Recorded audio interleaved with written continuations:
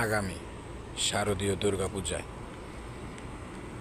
স্বৈরাচারী যারা বাংলাদেশের মধ্যে বিভিন্নভাবে বিশৃঙ্খলা মানুষের আতঙ্কে ফালায় রাহে, লাগায় রাহে, বিপদ লাগায় রাহে বাংলাদেশের মধ্যে, এবার কিন্তু তারা একটা সুযোগ নিব দুর্গাপূজায় মন্দিরে মন্দিরে মূর্তির উপরে হামলা করতে পারে, যেন দোষটা গিয়া আলেম সমাজের উপরে কিংবা বাংলাদেশ জামাত ইসলামের দলের উপরে একটা মানুষের একটা মতবাদ সৃষ্টি হয়।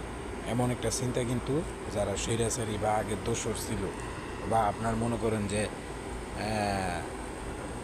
ওই যে লাঙ্গল বইটা যেটা, ওই দল ক্ষমতা থাকা অবস্থায় যারা বিভিন্ন রকম সুযোগ সুবিধা নিছে, এরা কিন্তু বাংলাদেশে একটা অশৃঙ্খল সৃষ্টি করতেছে।